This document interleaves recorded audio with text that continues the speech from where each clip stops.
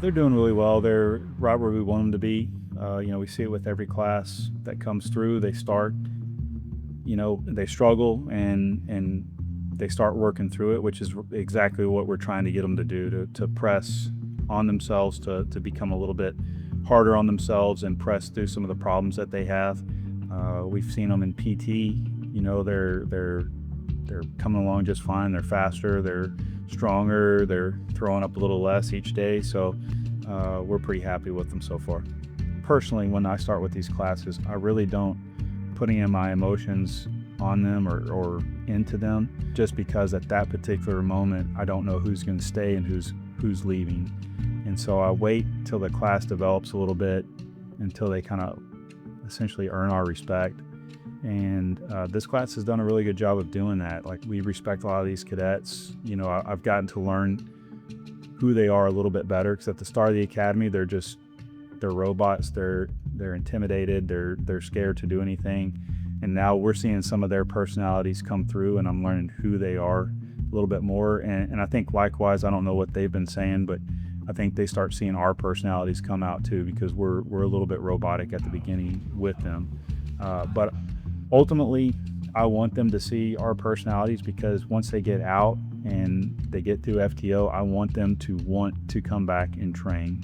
I want them to come to the firearm staff and bring us their problems, or to the academy staff if they have questions, or if they want to come shoot. I want them to be able to text me I get text at 10 o'clock at night, which I don't always appreciate, but I'm glad they do it, because I'm happy to work with them. And I want these officers to come back and train. And I don't want training to be a negative thing to them. For me, I think this is definitely more my speed, like the faster pace, more involved, hands-on type of stuff. I mean, there's a big difference from being in a classroom to like actually practicing it and doing it. So I feel like that's kind of what they're trying to focus on here, is giving us those repetitions, scenarios and things like that we're going to be dealing with on the streets, trying to have those reps as much as we can, so that when we get out there, it's a little bit more of a smooth transition. I'm sure there's still going to be a big learning curve there. There's there's some stuff you can't learn in a classroom or in an academy, so kind of just understanding that and trying to be as prepared as you can going into it. Early on, we was in the classroom just learning, basically we learning about the job, but now we more hands-on. We're actually getting to know how to put everything that we're learning to use. So now we're about to have fun. I'm definitely looking forward to it. And it's a lot more fun, it's exciting, and it's also nervous as well, because you don't want to mess it up. You want to come in, you want to do everything right, you want to show the instructors like you're doing exactly what they tell you to do, and you want to do it right. Now it's getting to the point, like, it's not too much the dynamics of the academy, it's going to be the dynamics of how things are going to be out there in the street. I feel like I'm more of a hands-on learner and visual learner, so being able to do the interactive stuff, I feel like it helps me get a better understanding of how all of this I'm able to incorporate all of this into police work, and how it all finally ties in together. It's becoming real now.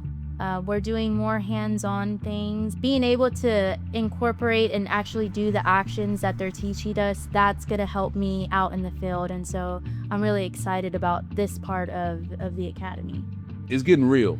They encourage you to mess up here, right? They encourage you to make mistakes here, because it's safe and you can learn from it. And they much rather you do that here than have either no training or subpar training.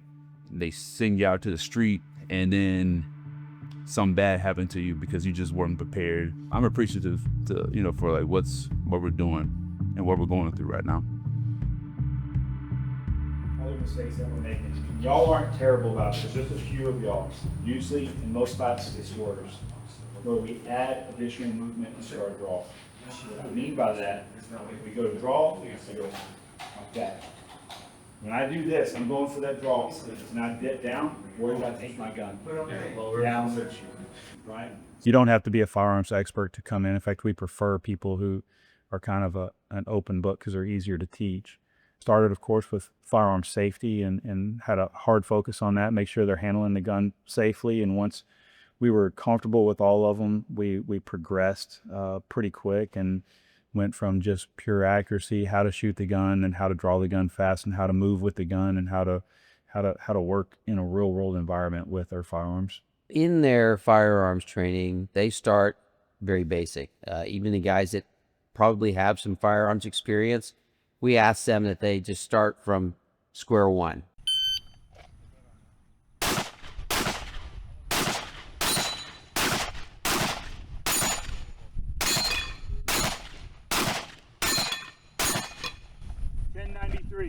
There's so much technique to it. At first, it was very tough. You have no idea what you're doing. Your hands have to be perfect. Grip has to be perfect. Your sight has to be perfect. My experience in the military, we did more so rifle, marksmanship, annual qualification on the M4. So when it came to pistol, never really had like full-on instructional on how to, shoot with the pistol. 596. Firearm instructors did a great job when it came to fundamentals. From people that never shot a firearm to somebody that has good experience, they still are able to teach along the way for somebody that's had time, even behind the pistol. Thankfully, I didn't come with any bad habits. I was definitely an open book when it came to firearms. I was willing to learn anything that the instructors were willing to teach me. I definitely impressed myself at the end rather than like the beginning. I was kind of doubting myself a lot, but I learned it, I figured it out, and with the proper techniques that the instructors gave me, then I was able to like fix my stance, my grip, and the shot was better. The firearms training was great. I love Officer Bright's take on it. I love Officer Ragsdale's take on it. Same thing with Officer Wiley.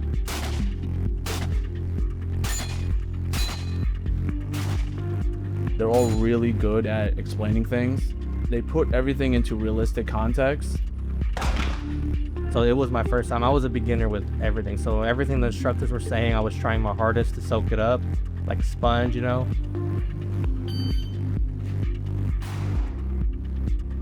I wasn't the best, but I did improve a lot, and I plan on continuing to practice on my own on my off time. I'm left eye dominant even though I'm right-handed.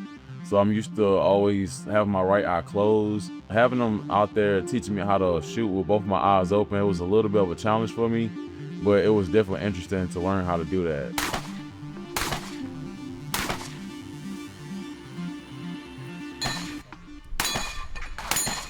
What happened when we fixed our grip? I've never shot metal targets before, and then especially like doing it timed, it just builds that pressure to see how you're going to react under pressure. They taught us a lot of different things and put us through a lot of different scenarios. The nighttime shooting was also great.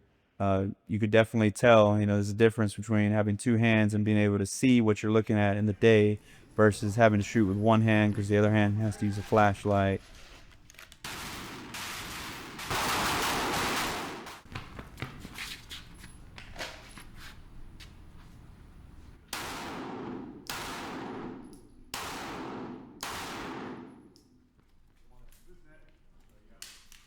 Yeah, so that particular exercise is called the GSG-9. We've been doing it for years, but it's a good one because you start at next to your target and you have to run to the 25-yard line, turn around, draw, fire 2 rounds on 2 different targets, then run to the 15, 2 rounds on 2 different targets, then the 10, then 7.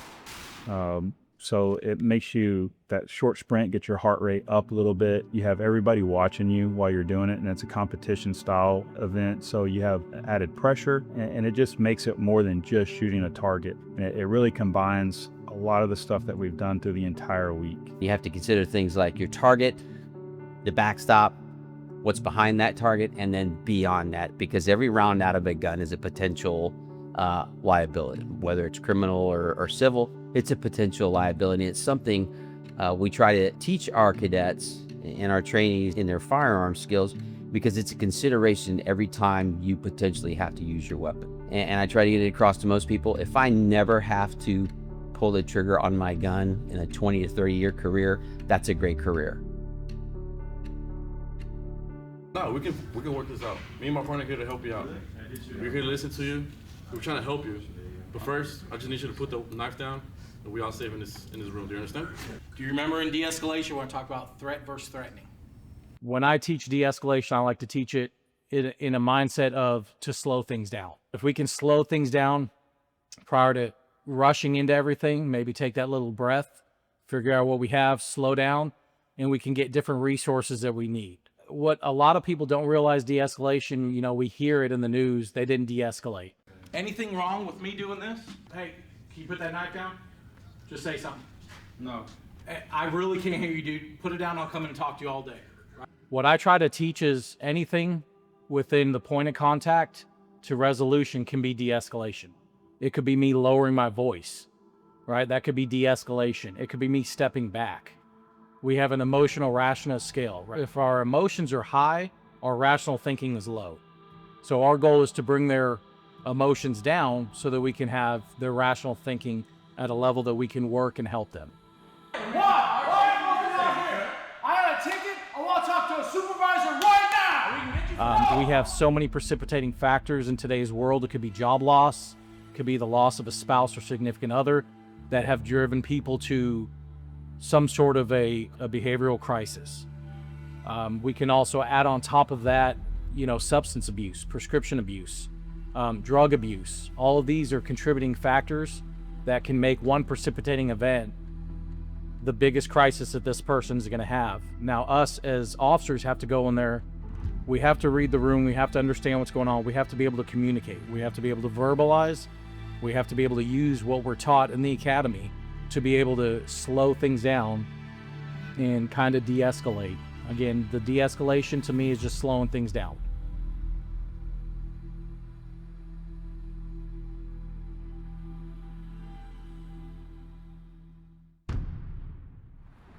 I can go back into my career as a police officer, and every move we make on that track I've made in real life somewhere.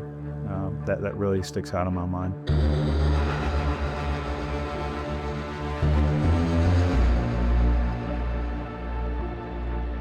Over the whole course of the week, they're learning, you know, how to use a patrol vehicle, how to use lights and sirens.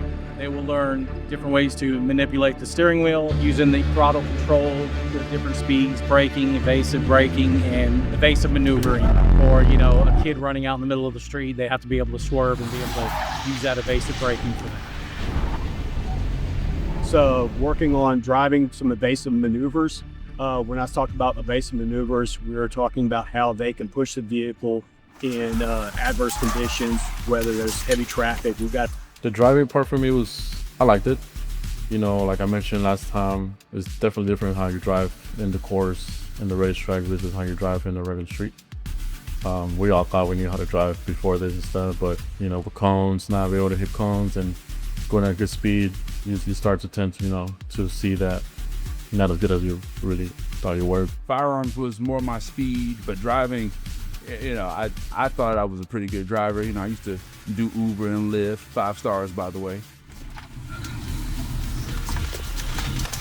You're cutting it too late. There we go. This up in front. Relax a little bit. You're too tense. You know, I thought I was a pretty good driver. No accidents, all this type of stuff. The stuff that we learned during driving, it was very like evasive type of driving. So it went against my entire upbringing on driving, which is basically just drive defensively. At the end of the day, it's something we really need to, you know, be into and pay attention to and make sure we get right. Getting those repetitions and, you know, making sure we're, you know, it's like second nature to us pretty much. For me personally, driving was the most fun I've had so far in the academy. I guess it was just the adrenaline, which is going fast, making those sharp turns and everything, and then learning how to do everything properly as well and safely.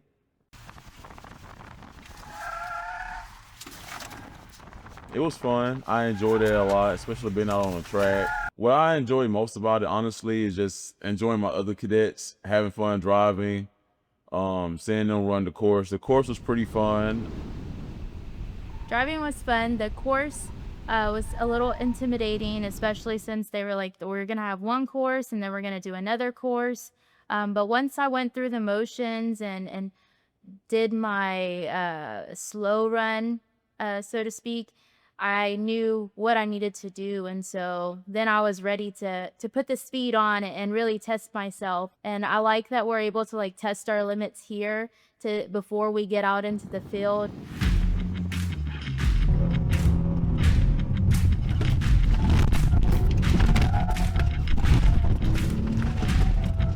Going through the course, I mean, I definitely hit quite a few cones. I learned more so to control my speed and focus on precision. I got that down a little bit. 1 mile an hour. You're doing 30. That's why you're missing all of this. I had some bad runs, but they were a lot of fun.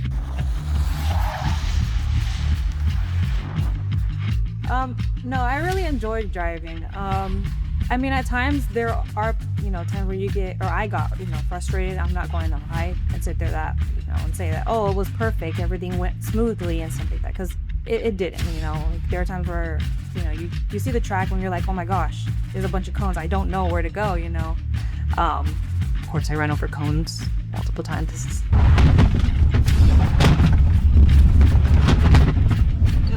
Oh, I missed that cone section. The big cones, small cones. Yeah, there are a lot of cones that were being run over that week.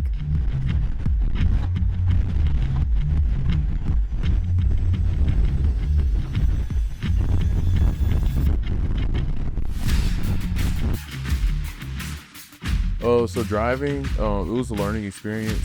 I always thought I was a great driver. I am a great driver, but as of like high speed stuff, like no, they taught me a lot.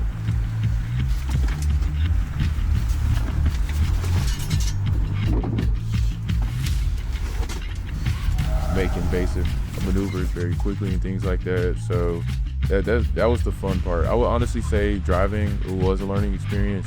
Being out there on the street, and you got a lot more things that you need to be aware of, like your surroundings, going through neighborhood, residential areas, intersections, and things like that. Like you can't get zoned in, you know what I mean?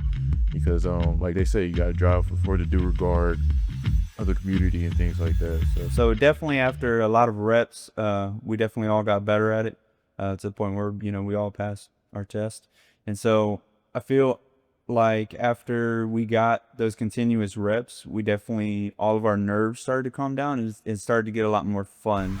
Speed was not something that I was worried about from the beginning, because I didn't want to get lost in the track and be going fast, and that's when I was going to hit a lot of cones. It's getting used to the fast-paced world that policing is, and it's good to see how you're going to react, like in a slide coming into an apex turn. Are you going to freeze up, or are you going to understand, like, okay, I got to let off the accelerator and I got to steer into it so I can correct myself? So this really puts you into a position where you can get that adrenaline up just a little bit to see how you're going to react, whether or not you're going to freeze or fight through it.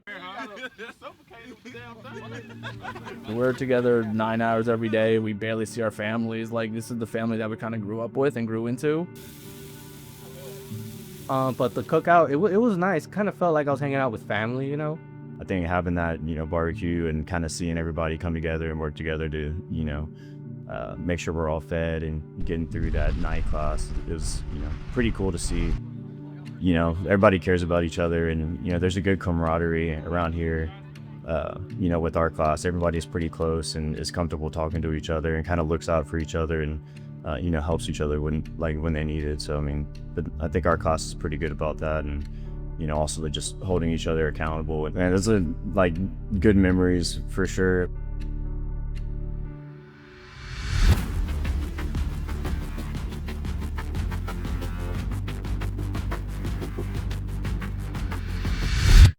Next time on Cadet Watch. So today the cadets are taking their TCOL main test that they have in order to become certified as a Texas police officer. I can only hope for the best, honestly. You have to let it burn. Yeah, it sucks. It's like, Grab it. Still burns right now. Split the belt line.